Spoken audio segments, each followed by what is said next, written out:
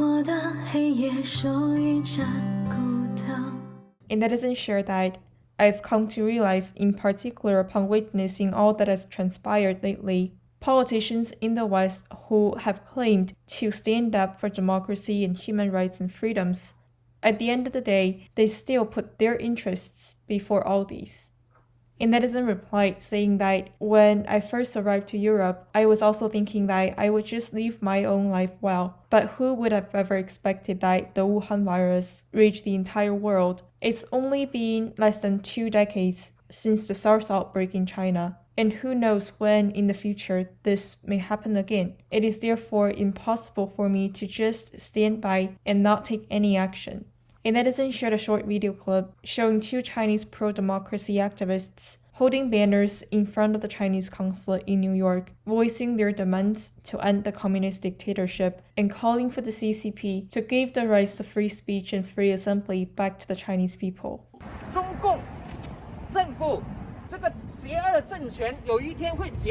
And Edison shared that a human rights activist, Sheng Xue, recently sent petition letters to all 705 members of the European Parliament, calling on them to refuse to enter into agreements with the Chinese government in regards to trade. And Edison shared that according to Minghui, over 9,000 individuals who were or are members of the 610 office, which is in charge of the persecution of Falun Gong practitioners in China. The list of their names and specific affiliations have been submitted to the governments of 38 different countries around the world. The Falun Gong practitioners in these countries called on their governments to place sanction on these individuals, as well as their family members, including banning their entrance and freezing their assets. This was according to Minghui report from March 4th. And this list is certainly not the comprehensive one. And Edison shared that back in 2009, when I had the chance to bypass the Great Firewall in China, I read about the 9 commentaries on the Communist Party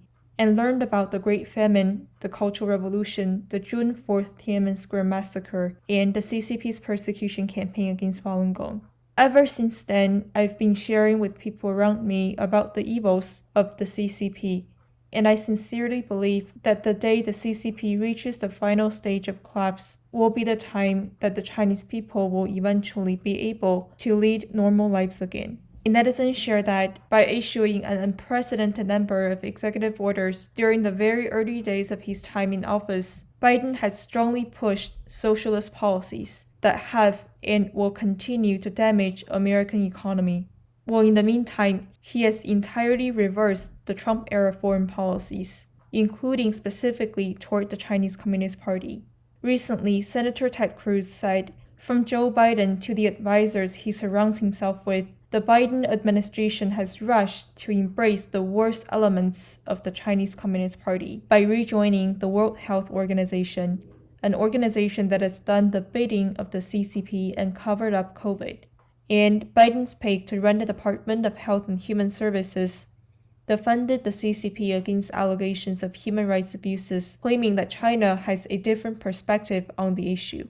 And Biden's pick for the Central Intelligence Agency was president of a prominent think tank in DC that received $2 million from a Chinese businessman and a think tank with ties to the CCP. And in addition, during her confirmation hearing, Biden's pick for Commerce refused to commit that she would keep Chinese companies like Huawei, which is a spy agency impersonating a tech company, on the entity list. And Biden's pick for the Department of Homeland Security allegedly abused his power to provide special government favors to benefit well-connected Democrats, which resulted in a high-level official at Huawei obtaining an EB-5 visa. And Biden's UN pick not only delivered a paid speech at a Confucius Institute, she has record of apologizing for China, praising their Belt and Road Initiative, failing to call out their human rights atrocities, and downplaying the risk China poses to the United States.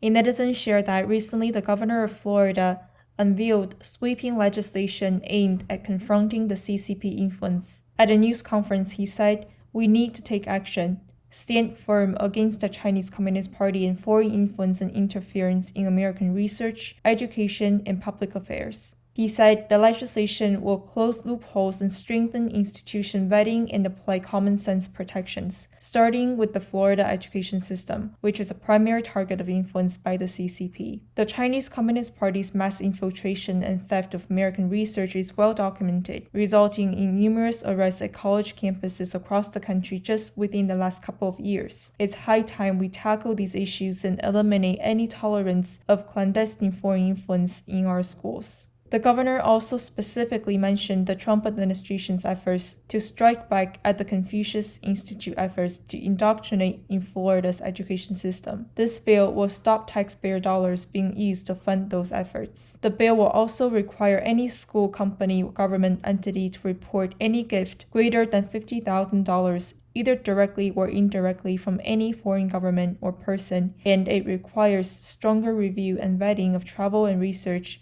tied to foreign entities. He continued, we must ensure that our research, innovation, and talent benefit Florida and benefit our country, not foreign interests like the Chinese Communist Party. That's why Florida will be a leader in bringing these issues into the sunshine with these new transparency measures. Violations will require institutions to pay 105% of the amount of the undisclosed gift back to the state of Florida. The 7 foreign countries of concern in the bill are China, Cuba, Iran, North Korea, Russia, Syria, and Venezuela.